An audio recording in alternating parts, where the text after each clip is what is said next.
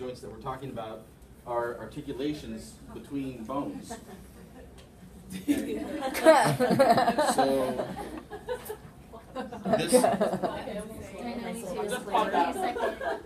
this word over here, articulation, kind of means to talk to. And it's as if when we make joints, it's as if one bone is talking to another. They're in communication with each other. That's why we use that term. And remember that usually between the bones, we're going to have some kind of protective pad of cartilage. In the spinal column, between every single vertebral bone is a pad of fibrocartilage. The more highly movable joints of the body will have some hyaline cartilage. Joints allow the body to move and assist. They are actually the pivot point or the fulcrum in the lever systems that allow for muscles and bones to work together. And special types of joints make bone growth possible. We looked at the growth plate, the epiphyseal plate, and we saw that it's kind of embedded within a long bone, yeah, but it's also a type of joint. It's a cartilaginous joint. All right, so let's take a look at major classifications. Now, I alluded to earlier, you can classify a joint based on its functional aspect and also based on its structure. So what you're looking at the top here, these terms, these are classification terms based on structure. And the bottom three here, these are classification terms based on movement or function. So think structure, function, relationships. Okay, so the first classification, and now when we get into slides that come after this, there will be subcategories. Okay. Fibrous joints mean you have some kind of connective tissue fibers or bands between the bones. Best example of a fibrous joint are the sutures of your skull, the ones that we already kind of looked at in the previous diagram. So the coronal suture, the lambdoidal suture, the squamosal suture. These are all joints, fibrous joints, that allow the skull to be interconnected with each other, skull bones. And there tend not to be a whole lot of mobility around these types of joints. Cartilaginous joints, like the name implies, there's a little slab of cartilage in between the bones. In fact, the theme is bone, cartilage, bone. And we see a whole lot of cartilaginous joints in the vertebral column. Synovial joints, these are very complicated joints, structurally speaking, and so like the bullet point says, most complex. And synovial joints normally allow for free movement. They actually have the synovial cavities that have the synovial fluid in it. And remember, those types of membranes and cavities are not naturally open to the outside. So the synovial joint of your knee is a sealed system. Your elbow and your shoulder and your hip, right here, the articulation of the femur with the coxal bones. Those are types of synovial joints. Even the hinge of your jaw is a type of synovial joint. Now, classification scheme based on movement types. So, synarthrotic, amphi, and diarthrotic. They're in order from least mobile to most mobile. So a synarthrotic, prefix syn means with or together. So if one bone tries to move, the other bone will move with it. Okay, so they're kind of inseparable. In other words, not a whole lot of mobility between those joints. Example of synarthrotic joint, the fibrous joints of the skull. Okay, so right in the midline of your head, you've got a sagittal suture where the two parietal bones form a fibrous joint. And guess what? That's not a whole lot of mobility there. Amphiarthrotic, a little bit of movement. Bones of the vertebral column.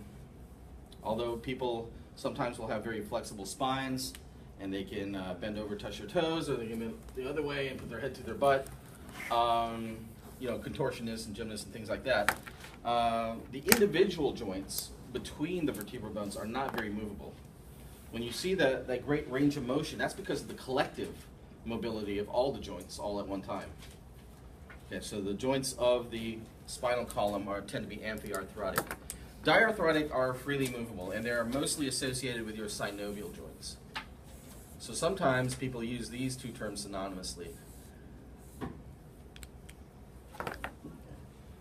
So all synovial joints should basically be diarthrotic, wide range of motion.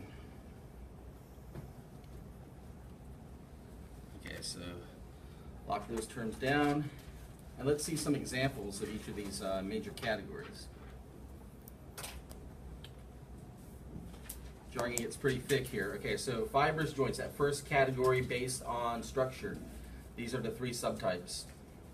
And as far as examples, I just want you to know the examples that are on the presentation.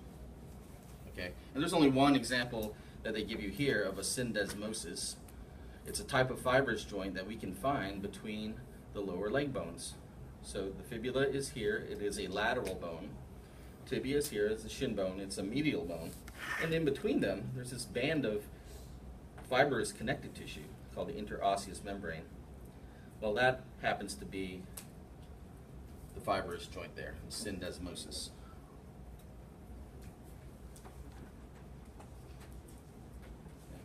Its mobility is amphiarthrotic. So tibia and fibula, they do articulate with each other. Very little movement between them. Gomphosis is the second type of fibrous joint.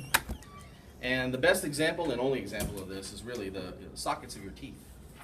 In the mandibular and maxillary bones, we have sockets that are kind of cup-shaped, and the teeth sit in them. But they're not passively in there, they're actually anchored in place by this periodontal ligament. If you ever have to have a tooth extracted, you got to break the periodontal ligament. Sometimes it's a little bit of effort in that. So gomphosis type of joint is a subcategory of a fibrous joint, and the sockets of your teeth are the best example. The final category of a subcategory of fibrous joint, suture, we've already discussed, between the bones of the skull. And notice how they've broken apart and separated skull bone in this diagram. See how jagged that edge is? So that increases the surface area of contact between the two bones that are communicating. And just a very thin strip of fibrous connective tissue holding all that together. And by the way, your gomphosis and your suture type joints, synarthrotic, which means not movable. If you're able to wiggle your teeth as they sit in your sockets, your alveolar processes, that's unnatural. That tooth is ready to come out. If you're able to wiggle bones between the skull, maybe the skull bones didn't fuse properly. Like I said, some people will have a big soft spot, and that could cause the surrounding skull bones to be destabilized. So in a normal individual, not a whole lot of movement, not any movement between the skull bones.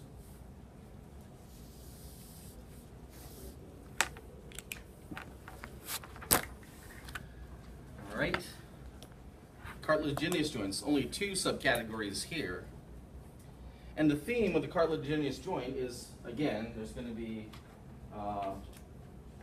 bone, cartilage, bone.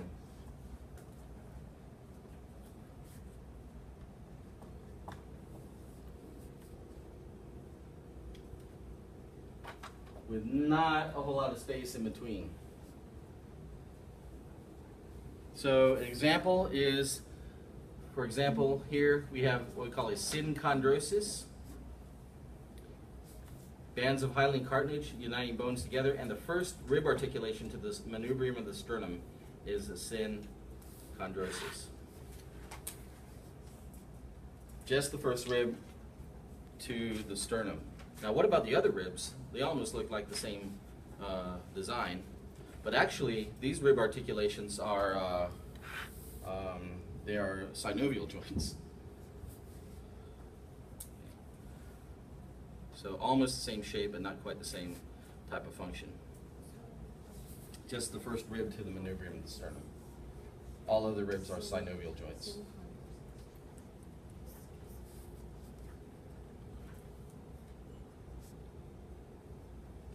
And another example of a synchondrosis, the epiphyseal plate. Remember, that growth plate is embedded within the bone, and the theme is bone, cartilage, bone. It's a sandwich. So those are only a couple examples there. Now, for symphysis, these are the best two examples. I said vertebral column, again, theme, bone here, cartilage, bone.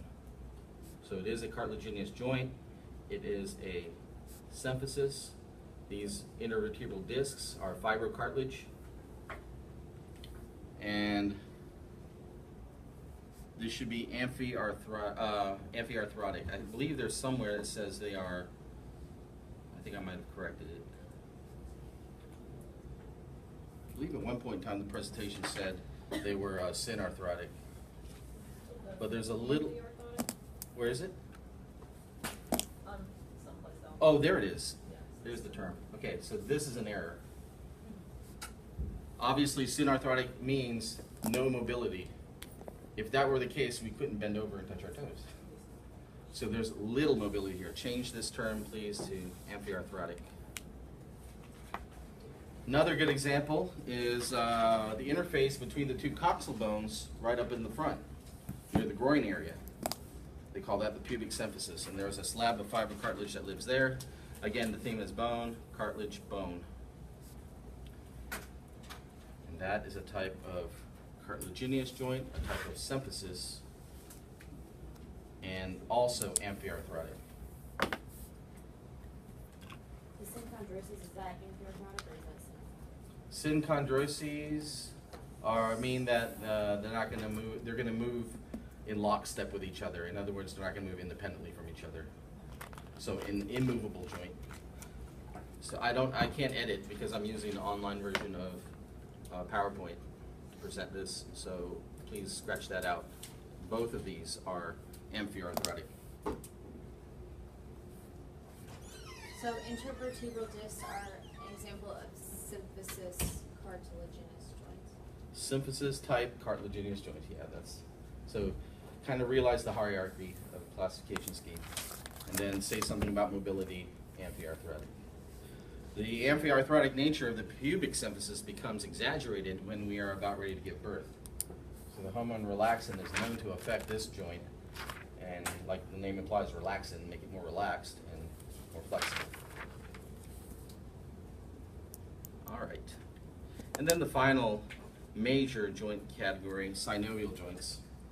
These are the most numerous throughout the body and also the most mobile. Basically, synovial joints are diarthrotic, so this is correct, what they put in parentheses here. Free mobility. The theme here is different than in a cartilaginous joint. So here we got a case of bone,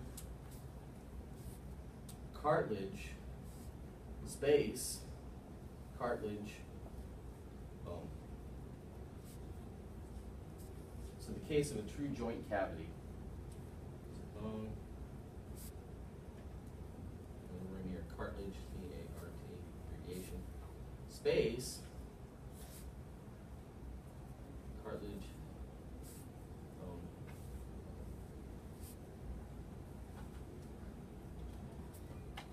So the articulations with your fingers and toes, your wrists, your elbow, your knee, your ankle, your shoulders. These are all synovial joints. Synovial joints have synovial membranes with synovial fluid, and we've talked before that synovial fluid is great lubrication.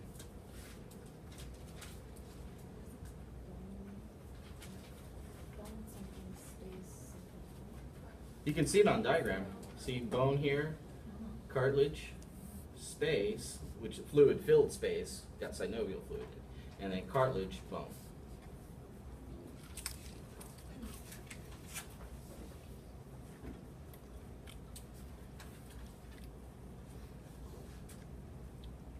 There are some major subcategories of synovial joints, and some of these terms you're probably already familiar with. Ready for next slide?